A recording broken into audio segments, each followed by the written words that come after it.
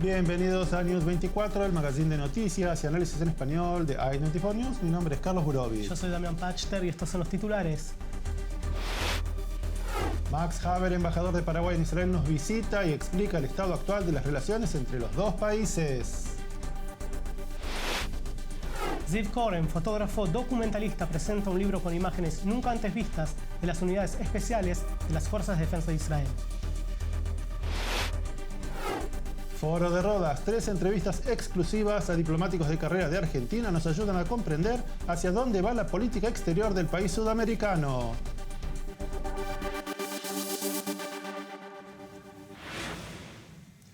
Al finalizar la guerra de la independencia de Israel, Jerusalén quedó dividida.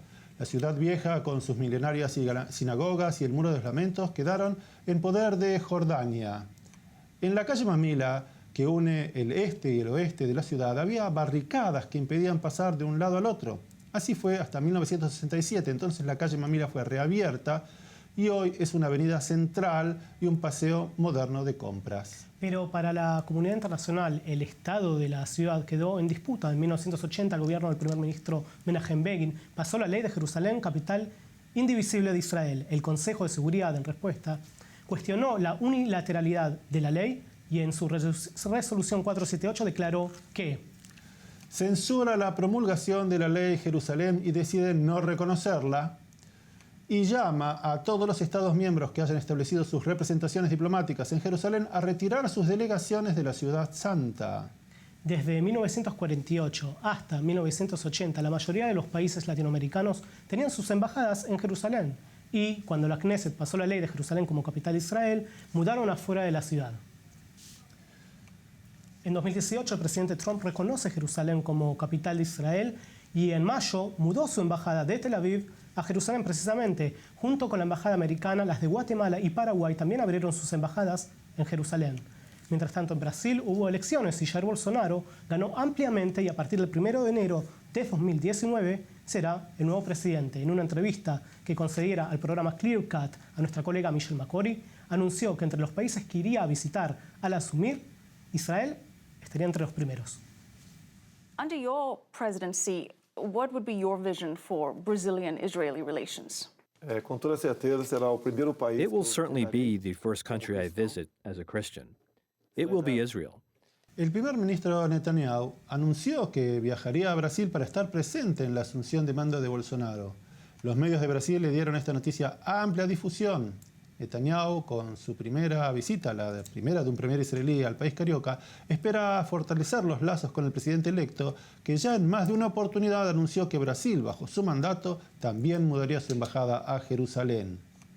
En mayo de 2018, el entonces presidente de Paraguay, Horacio Cartés, vino a Israel para inaugurar la embajada de su país en esta ciudad, Jerusalén. News 24 estuvo presente en la ceremonia de apertura que culminó con un brindis festivo. Gracias, Paraguay. Gracias, mi amigo Horacio. You said, remember that there is a piece of Israel in South America. It's called Paraguay. Well, I want you to remember that there is a piece of Paraguay that is here in the Middle East. It is in the state of Israel, here in Jerusalem, in your embassy. Thank you, Horacio. Thank you, Paraguay. Gracias. Thank you, friend. Finalmente, que los vínculos forjados en naciones, valores, tradición y dignidad entre Israel y Paraguay trascienden los tiempos y las generaciones. Y así, nuestros hijos y los hijos de nuestros hijos seguirán unidos en el respeto, en el cariño y admiración de nuestras dos grandes naciones. La paz sea con vosotros. Muchas gracias. El 15 de agosto de este año, Mario Abdo asumió como presidente de Paraguay y a pocos días después, el 5 de septiembre, la Cancillería paraguaya emitió un comunicado anunciando que cerraba su embajada en Jerusalén y la regresaba a Tel Aviv. En el próximo bloque sobre esto, precisamente vamos a hablar y conversar con el embajador de Paraguay en Israel, Max Haber. Y eso es todo, pero ya vamos a venir con más.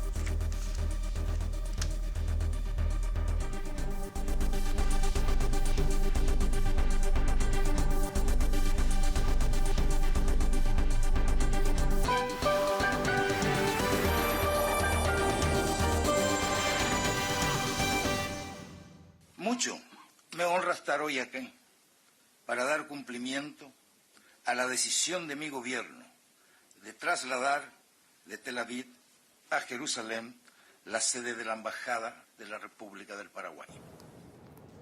Uno de los componentes más complejos del conflicto es el Estatuto de Jerusalén. Y en tal contexto, la República del Paraguay considera que debe ser abordado por las partes involucradas a través de negociaciones en el marco de las disposiciones de los organismos internacionales competentes. En su decidido compromiso con la paz, el Paraguay desea contribuir a que se intensifiquen los esfuerzos diplomáticos regionales e internacionales con el objeto de lograr una paz amplia, justa y duradera en Oriente Medio. Por consiguiente, en consonancia con lo previamente expuesto, el Gobierno de la República del Paraguay considera pertinente restablecer la sede de su embajada ante el Estado de Israel en la ubicación previa al comunicado de fecha 9 de mayo del 2018. Esta medida se adopta entre tanto se pueda concretar un abordaje más amplio del tema. La República del Paraguay reafirma su vocación de mantener excelentes vínculos de amistad y cooperación con los estados amigos de Israel y Palestina, basados en principios y valores compartidos. Esta es una situación inusual. El presidente de Paraguay en ejercicio en el mes de mayo pasado, Horacio Cartes, inauguró la embajada de su país en Jerusalén. En agosto transfirió el mando a su sucesor, Mario Abdo, y en una de sus primeras decisiones en política internacional, cerró la embajada y la regresó fuera de Jerusalén. Hoy tenemos una gran oportunidad de echar luz a esta situación contando con la presencia del embajador de Paraguay en Israel, Max Haber. Muchas gracias por estar con nosotros hoy acá. Embajador. Muy buenas tardes, sí. Muy buenas tardes, muchísimas gracias por concedernos esta oportunidad. Al contrario. No, por favor, los agradecemos somos nosotros. ¿A qué se debe este cambio tan radical en la posición de Paraguay?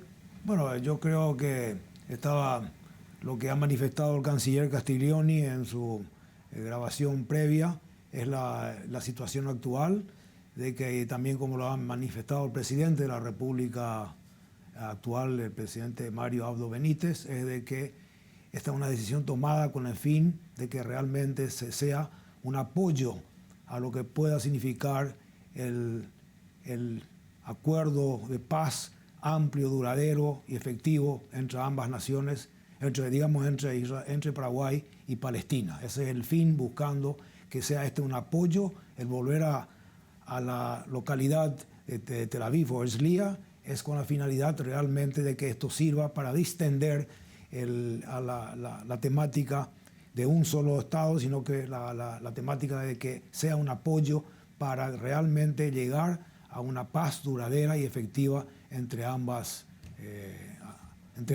Ahora, partes. Esta decisión del presidente Abdo Benítez, tanto en Paraguay como en Israel, pero en Paraguay, hubo una serie de reclamos y de protestas. No todo el mundo estaba de acuerdo con la decisión en aras de este equilibrio que se busca siempre israelo-palestino. ¿Cuál fue la sensación que dejó esto en Paraguay? Bueno, yo creo que no debería entrar en esa disyuntiva, sino que aquí lo que interesa es que lo que considera el gobierno actualmente es de que el cierre que lamentablemente se dio de la embajada de Israel en Paraguay, rápida, y bueno, entonces significa que Paraguay lamenta con pesar esa decisión y que mantiene la esperanza realmente de que haya una posible reversión. Yo creo que aquí hay que hacer un poco de historia a lo que significa la relación de 70 años entre la República del Paraguay y el Estado de Israel. Recordar que en el 47 el voto de Paraguay fue uno de los decisivos, inclusive puedo mencionar de que arrastró a otros países para que se tenga votos necesarios para llegar a las 33 cantidades en modo resolución. a resolución 181. Posteriormente a eso hay que recordar que Paraguay ha mantenido una coherencia en todos estos 70 años desde el inicio de las relaciones diplomáticas, y todo fue efectivo, manteniendo el principio de la amistad y la lealtad para con el Estado de Israel. Puedo hasta afirmar categóricamente de que en los últimos 5 años que estoy aquí en Israel, las decisiones de las Naciones Unidas y otros foros fueron siempre en favor de Israel, nunca en contra. Ese es un mensaje muy claro de lo que significa la amistad y el cariño que Paraguay profesa hacia Israel. Hasta podríamos mencionar también esta experiencia lamentable de la contienda que hubo entre Hamas e Israel en el julio y agosto de 2014. Hubo una reunión en Caracas en ese instante del Mercosur, Sí. y todos los países del Mercosur, con excepción de Paraguay, hicieron un manifiesto de condena a Israel por la agresión desmesurada. Paraguay no firmó ese documento, reitero, no firmó ese documento, por el contrario, Paraguay hizo un documento por separado, propulando para que haya un término de la confrontación y que se pueda llegar a la paz. Eso es un esfuerzo muy grande, porque significó también que Paraguay tomó en contra de sus colegas del Mercosur una decisión discordante, pensando de que ameritaba la paz y no castigar o querer condenar a Israel. Embajador, usted menciona que la decisión, que hay una historia de amistad entre ambos países. Sí. No obstante, en definitiva, se volvió atrás con una decisión que había sido tomada anteriormente, primero moviendo la embajada de Tel Aviv a Jerusalén, y ahora de Jerusalén de regreso a Herzliya. La pregunta es la siguiente: esto tiene un impacto entre ambos estados. Israel anunció el cierre de su embajada. ¿Cómo afecta esta decisión hoy en día a ambas naciones?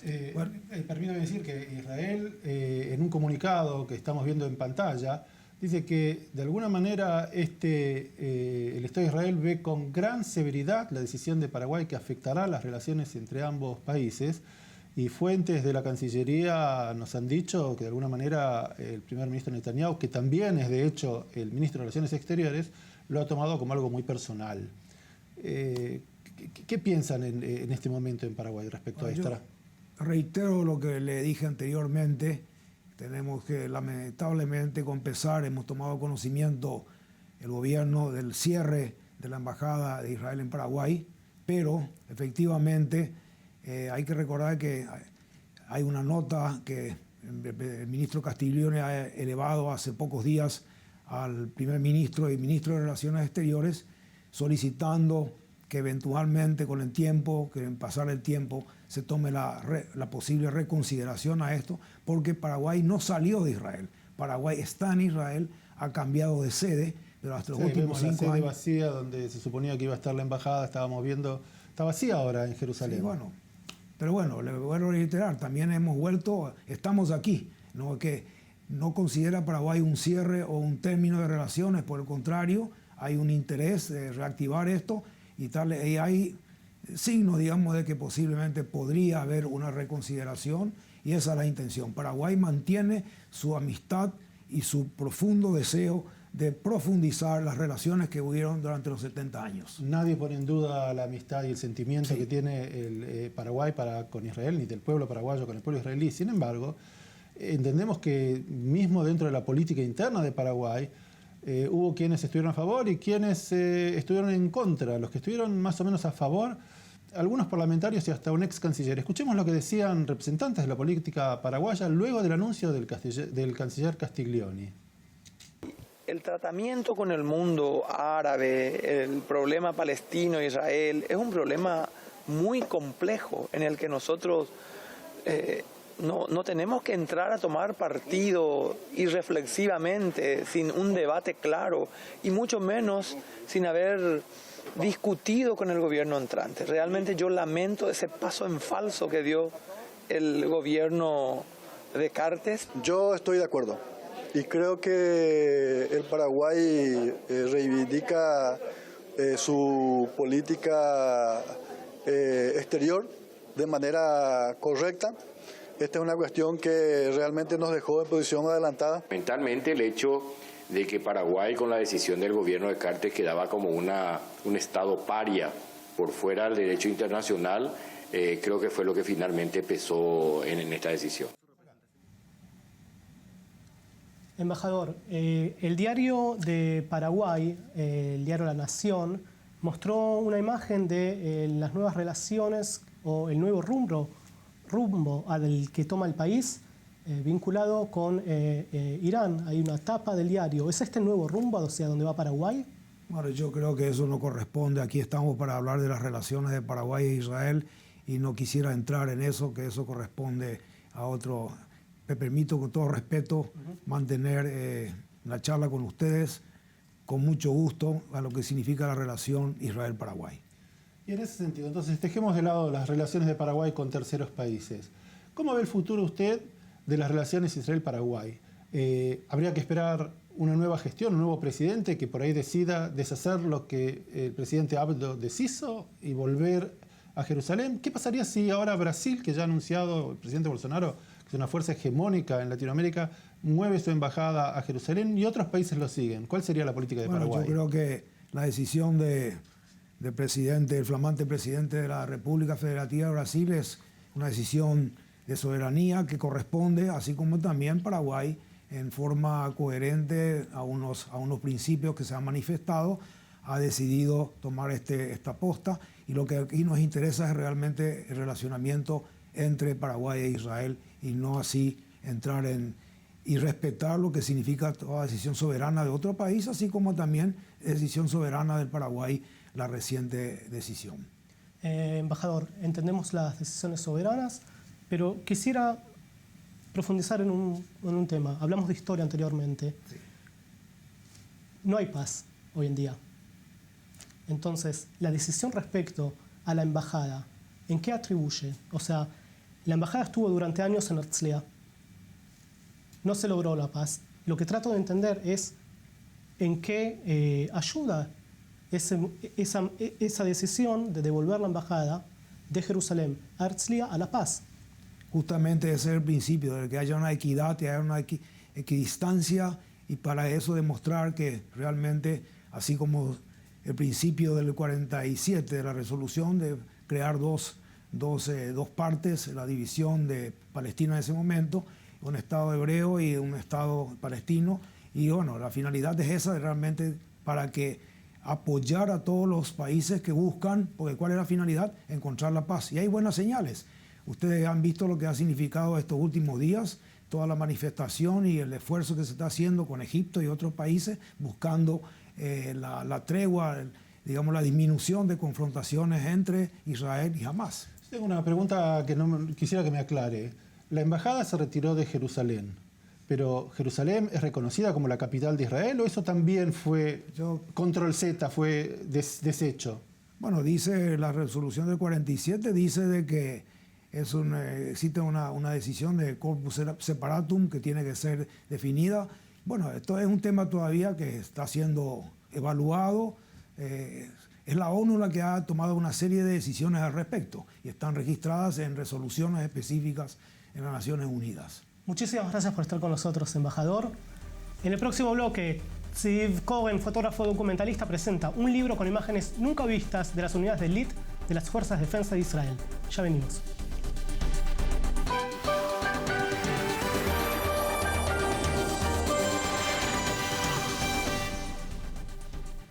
Gracias por seguir con nosotros. Están viendo News 24, el magazine en español de i24 News. El fotógrafo israelí Ziv Cohen es reconocido internacionalmente por su trabajo documentando proyectos humanitarios y operativos militares. Con el lanzamiento de su nuevo libro Snapshot, en conjunto con el periodista especialista en asuntos militares Yoav Limor, nuestro corresponsal de cultura de i24 News, Daniel Campos, tuvo la oportunidad de conocer su estudio y conversar acerca de su libro. Daniel, ¿cuáles son los temas principales que toca Ziv en su libro? Bueno, en este libro, el último que sacó, Snapshot, está completamente dedicado a las fuerzas o unidades especiales del ejército de Israel, unidades que nunca habían aceptado ser fotografiadas, tanto como Shayetet, que nunca habían dejado un fotógrafo entrar a su base. Shayetet es marinos. Exactamente, viene siendo como el Navy SEALs del ejército de Israel. También Sayeret Matkal, que podemos decir es la legendaria unidad que hizo el rescate en Entebbe, en la operación muy famosa para rescatar a judíos secuestrados en el aeropuerto por Idi Amin y las facciones palestinas. Y también, obviamente, Shaldag. Son unidades que nunca habían permitido que un fotógrafo... ¿Qué quiere decir en español? Unidad Martín Pescador. Que, o sea, es el comando de la Fuerza Aérea. Mejor dicho, estamos hablando aquí de unidades tan secretas que nunca dejaban a ningún fotógrafo entrar a la base y tomar fotografías de ellos. Y bueno, él lo consiguió. ¿Por qué es que él tiene tanto acceso? Bueno, él empezó su carrera como un fotógrafo militar. Lo conocen muy bien. Pero aún así, para poder fotografiar a Shayetet, él tuvo que escribir una carta y esperar más de 4 años hasta que le dijeron, puedes entrar y fotografiarnos. 4 años duró la espera. Esperando para que le dejen entrar a sacar fotos que son exclusivas. Exactamente. No, es increíble la cantidad de paciencia. Y también podemos decir, él es un fotógrafo muy exitoso debido a la paciencia que tiene y cómo él sabe armar un proyecto, las conexiones que tiene y obviamente sabe cómo entrar. Él dice que no fue censurado. Lo único que no se le permitió durante las fotografías fue, obviamente, cuando él tomó las fotos dentro del submarino, no mostrar lo que hay en las pantallas. Claro. Eso no lo podía mostrar. Todo lo que sea operativo. Y obviamente las caras de algunos de los soldados de unidades especiales, porque los puede poner en riesgo. Ok, bueno, entonces veamos el informe y la entrevista que hizo Daniel Campos a Ziv Koren en su estudio de fotografía en Tel Aviv. Filoso y enigmático. Así es cuando habla de la fotografía periodística y documental de las últimas décadas en Israel. Su nombre es Ziv Koren. Photography is my life. I see life through the viewfinder. You know, I cannot see myself going through some kind of an emotional experience without taking out the camera. So it's part of me. Israeli security is a subject that I've been dealing with from the day I'm holding a camera. You know, I started my career as a military photographer. It's been 3 decades, but still, you know, it's something that was always on my agenda. I started taking pictures during the first Intifada, all the way to the second Intifada, to every operation, to every war that Israel was involved in the last 30 years. Los trabajos de Ziv Koren han sido publicados en las más prestigiosas publicaciones del mundo, Newsweek, Time Magazine y Le Figaro, para mencionar solo algunas. El estudio de Ziv parece un museo de fotografía a pequeña escala, con originales firmados en las paredes y una colección de cámaras antiguas. Pero no encontrarán fotos sacadas por Ziv, solo cuelga las fotos de los fotógrafos que él admira. This is my biggest source of inspiration is books. You know, I started collecting books from the day I started taking pictures. Now, I started in an era before internet. I used to go to the bookstore every week to flip over magazines to see what photographers do. This was my source of inspiration, my source of study. A diferencia de sus colegas que hacen fotografía periodística, Koren no ha podido cubrir los conflictos en Irak, Afganistán, Sudán y Siria debido a su nacionalidad. Especially in the last decade, most of the conflicts have to do with Muslim countries, with the Arab Spring. It's impossible for me to photograph because, you know, I hold an Israeli passport, so I cannot go into Syria, unfortunately, and there are many stories I could not tell. But I've done stories on AIDS, I've done, you know, a lot of stories on you know, human condition after earthquakes, after natural disasters. You know, I've done stories, you know, in this type of issues and not like real conflict in other countries. El límite que le impone el pasaporte transformó a Koren en un experto en lo que él llama el conflicto en el patio de atrás. De los 18 libros que ha publicado, una docena hacen foco en Israel y Tierra Santa.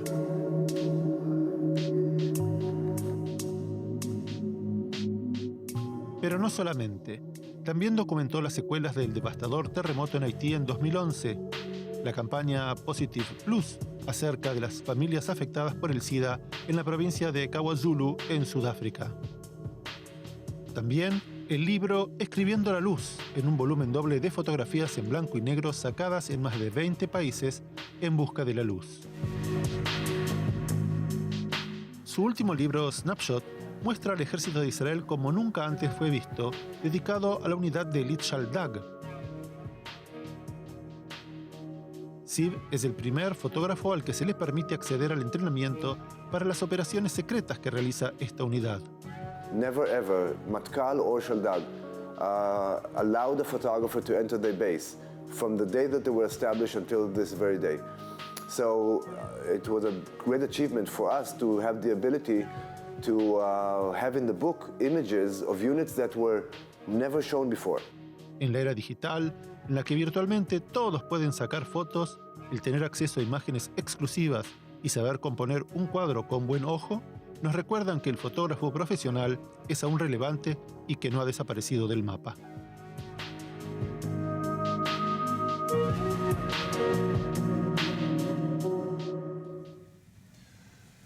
Daniel, hemos visto que el estudio de fotografía de Ziv Koren parece una galería de arte. Vos tuviste la experiencia de estar ahí. Contanos qué es lo que sentiste. Es increíble la cantidad de libros que él tiene. Tiene un libro del fotógrafo brasileño Sebastião Salgado, $5,000 costó ese libro. Un libro de edición especial, para darte un ejemplo. Fotografías de diferentes famosos. Por ejemplo, fotografías filmadas por David Rubinger, uno de los fotógrafos legendarios de Israel. De muchos fotógrafos internacionales, James Nachtwey y muchos otros muy, muy famosos. Fotografías de Robert Capa, otro legendario fotógrafo. Se puede decir de que Israel, y no solamente Israel, los territorios palestinos han visto los mejores fotógrafos pasar por aquí. Desde el 48. Estamos hablando de Robert Capa, George Roger, en tiempos más nuevos, tal y como dije, fotógrafos como James Nachtwey, los gemelos Sternly, los mejores fotógrafos del mundo han recorrido y han pasado por Israel y los territorios. Tienen el conflicto árabe-israelí como parte de su portafolio. Es un must, por decirlo así, en el mundo del fotoreportaje. Hablando precisamente de Israel, lo que implica ser un fotógrafo israelí, Ziv menciona que hay ciertas limitaciones a las cuales está visto por el hecho simplemente de ser israelí. ¿A qué se debe esto? Bueno, primero que nada, definitivamente lo pueden secuestrar. Lo pueden secuestrar si se mete en el lugar equivocado. Y lo van a tratar diferente a que si fuera un periodista de origen cristiano de Noruega que anda por aquí documentando para un periódico tal vez de punto de vista de izquierda. Lo van a observar ¿En qué territorios específicos estamos hablando, más o menos, Daniel? Él a Gaza no puede entrar, definitivamente. Definitivamente no puede entrar. En los territorios palestinos hay algunos lugares en los que él tiene que ser muy cuidadoso. Hoy día él entra con el ejército, porque para este libro él tuvo que documentar el trabajo del ejército. Le disparan al ejército en muchas de estas operaciones. Hay militantes escondidos, están emboscando al ejército y él como fotógrafo que va acompañando al ejército está en grave riesgo de que lo puedan herir en ese sentido. Para resumir, hoy en día todo el mundo tenemos un aparatito en la mano con el que sacamos fotos hermosas, pero el fotógrafo documentalista ¿tiene todavía lugar dentro de la sociedad? Yo lo diría que es todo acceso. Él tiene acceso, no cualquier persona tiene el acceso, no cualquier persona puede entrar a ciertos rincones, no todas las personas tienen las conexiones, el vocabulario y obviamente las fotografías de él también son exquisitas en cuanto a técnica. Daniel Campos, excelente informe, muchas gracias por habernos acompañado en esta emisión. Y en el próximo bloque iremos al Foro de Rodas, donde 3 entrevistas exclusivas a diplomáticos de carrera de Argentina nos ayudan a comprender hacia dónde va la política exterior del país sudamericano. No se vayan, ya regresamos con más News 24 en español.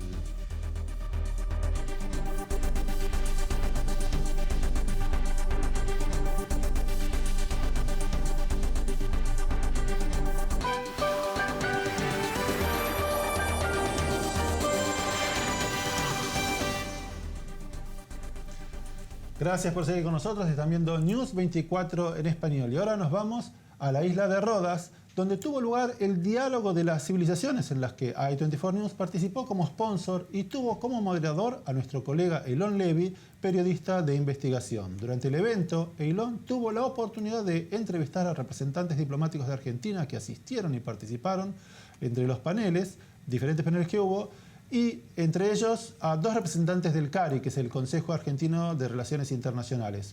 Gustavo Martínez, secretario de Coordinación, José Serrate, economista, y también pudo dialogar con el embajador argentino en Rusia, Ricardo Lagorio. Comencemos escuchando al embajador Lagorio acerca de cómo ve el mundo la Argentina desde Moscú. Señor Lagorio, ¿cómo definiría las relaciones entre Rusia y Argentina? Mire, muy buenas, muy buenas. Siempre han sido históricamente muy buenas. La Argentina como país de inmigración tiene más de 300.000 descendientes de eslavos. Así que tenemos la primera catedral ortodoxa en Latinoamérica, construida en 1902. Así que histórica, cultural, sociológicamente muy buena. Y además en lo político muy fuerte.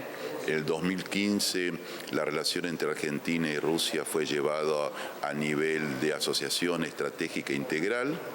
Y este año, cuando el presidente Mauricio Macri estuvo en enero en visita oficial con el presidente Putin, esa asociación estratégica integral se consolidó, se fortaleció y se amplió.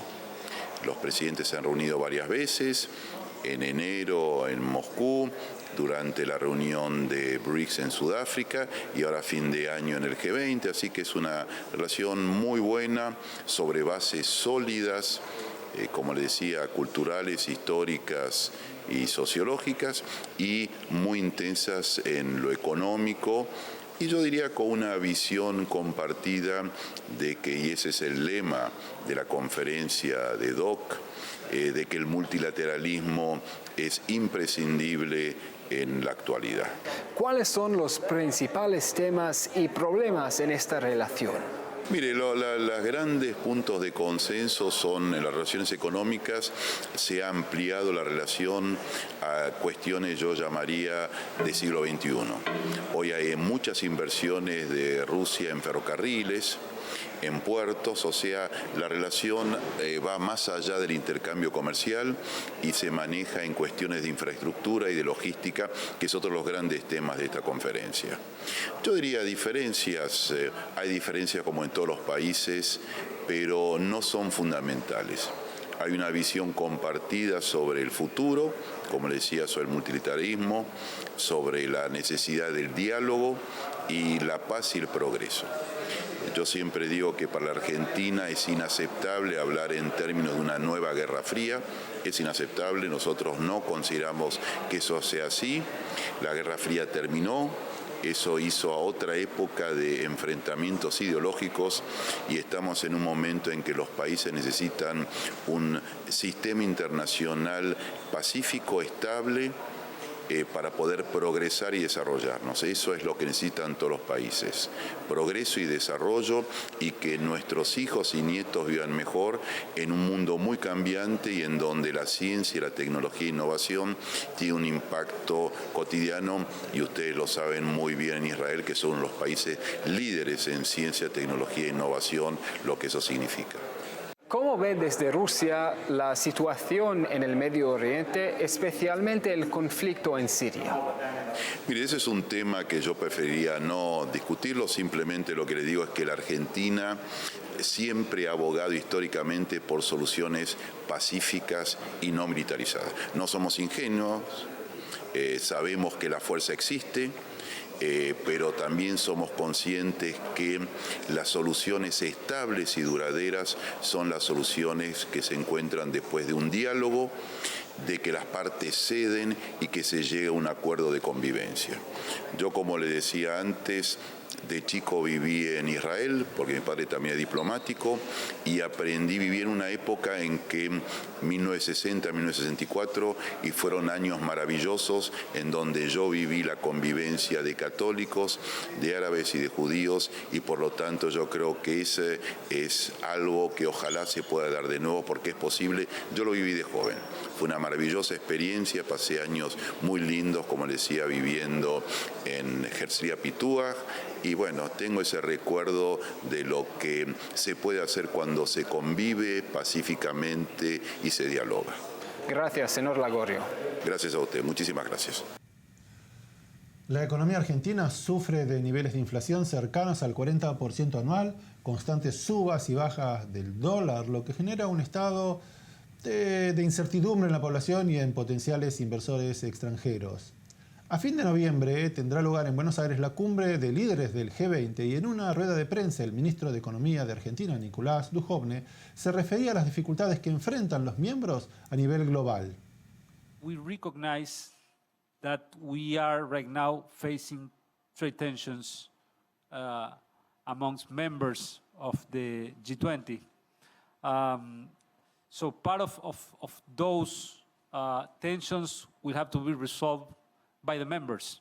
The G20 can play a role in providing the ground for the discussion, but of course, the difference that still persists should be resolved by the members which are directly involved in the tensions. We agree that international trade is an important engine of growth, and we need to resolve tensions which can negatively affect market sentiment and increase financial volatility. Eylon Levy le preguntó a José Serrate, economista del CARI, acerca de las dificultades económicas que afronta el país y las soluciones que busca el gobierno para paliar la situación. Señor Serrate, Argentina está pasando por una crisis económica. ¿De qué manera cree que podrá estabilizar la economía siendo 2019 un año de elecciones presidenciales? Esta es una crisis que arrancó con bastante claridad ya en abril. Es una crisis que ha cambiado el panorama económico de cuajo. El primer trimestre la economía estaba creciendo al 3%, la inversión estaba creciendo al 18%, todo eso es pasado, ahora hay una recesión. Y esa recesión tiene todos los visos de agravarse. La crisis que empezó siendo un problema en la deuda se convirtió después en un problema, una corrida contra el peso, en una corrida generalizada contra casi todos los activos financieros. Obligó a la Argentina a acudir al fondo, a reforzar su posición financiera, a revisar el acuerdo con el fondo. Y es una crisis que ya lleva varios meses, que todavía no se ha solucionado, que tiene, creo yo, posibilidades de comenzar a remediarse antes que termine el año. Y como usted decía, eso, además de útil, va a ser oportuno políticamente por las elecciones del año que viene. Así que estamos, creo yo, en el fragor de la batalla. Quizás el momento más delicado haya quedado atrás, eso no es seguro, depende no solo de Argentina o de la asistencia que reciba, depende también de las circunstancias internacionales. Esta semana la Reserva Federal, o su titular, Jay Powell, emitió un discurso muy agresivo. Los mercados internacionales se han visto sacudidos por ello y eso perjudica a la Argentina. Pero creo que hay chances importantes de que entremos en un periodo más calmo antes que termine el año y eso permita llegar al 2019 en mejores condiciones. ¿Acudir al FMI ha sido una solución al problema o simplemente un salvavidas que ha creado un nuevo problema? Bueno, el problema no se ha solucionado. La decisión de acudir al fondo creo que fue correcta, dado el menú de alternativas que tenía Argentina y el deterioro muy rápido de la credibilidad en los mercados. Así que por la situación de Argentina, por los vencimientos, por la deuda de corto plazo que tenía Argentina dentro y fuera del país, yo creo que la decisión fue correcta. Lamentablemente el fondo no tiene una receta que uno la aplique y automáticamente dé resultados, e inclusive la primera receta hubo que reformarla de una manera muy completa, porque originalmente se pensó que esto iba a ser simplemente un desembolso inicial y luego iba a servir a través de un shock de expectativas para calmar la situación, y después al poco tiempo se vio que no era así, que iba a hacer falta aumentar los desembolsos, tener un programa mucho más agresivo mucho antes, y entonces el resultado final de cuál va a ser el impacto de haber ido al fondo y haber seguido un plan del fondo está todavía por verse. Esto no va a ser fácil, pero tampoco hubiera sido fácil sin acudir al fondo. Gracias, señor. A usted. Y finalmente, dos preguntas relacionadas con política internacional. La crisis venezolana y el reclamo de justicia argentina de que los sospechados iraníes del atentado a la AMIA se presenten a derecho para ser juzgados. Escuchemos a Gustavo Martínez, secretario de Coordinación del CARI, qué es lo que decía a Eylon Levy. Señor Martínez, usted ha participado en la sesión de apertura. ¿Cuáles son los principales problemas que se presentan a este desafío en Argentina y en América Latina, por ejemplo, frente a la crisis venezolana? Bueno, en realidad lo que les preocupa al gobierno argentino y a todos los argentinos es la crisis humanitaria que está viviendo el pueblo venezolano. Y desde Argentina lo que estamos haciendo con políticas y medidas muy claras es ayudar a los venezolanos que vienen a Argentina. Recibimos miles todos los días y el gobierno ha tomado medidas para que la adaptación de los ciudadanos venezolanos a la vida argentina sea más fácil. Igual no es un problema porque a nivel intercultural tenemos las mismas raíces, el mismo idioma y la misma religión, con lo cual es mucho más fácil para ellos adaptarse. Si bien añoran Venezuela, creo que lo están haciendo muy bien y se han logrado integrar trabajando y estudiando en nuestro país. ¿Cuál es la posición actual del gobierno argentino sobre el conflicto entre Israel y los palestinos? Bueno, el gobierno actual mantiene la posición que han mantenido los gobiernos anteriores de neutralidad, es decir, alentando a que ambas partes respeten las resoluciones de las Naciones Unidas. Ahora, siempre, por supuesto, Argentina trata de mantener un equilibrio para que ninguna de las dos partes puedan ofenderse. Por ejemplo, si vamos al último conflicto generado por el gobierno de Trump con el traslado de la embajada de Tel Aviv a Jerusalén, Argentina tuvo una posición neutral. Por ejemplo, en la votación en la cual las Naciones Unidas condena esta acción, la Argentina se abstuvo junto a otros 34 países. Hubo unos más de 100 que condenaron esta resolución, esta condena, y hubo 9 que estuvieron a favor.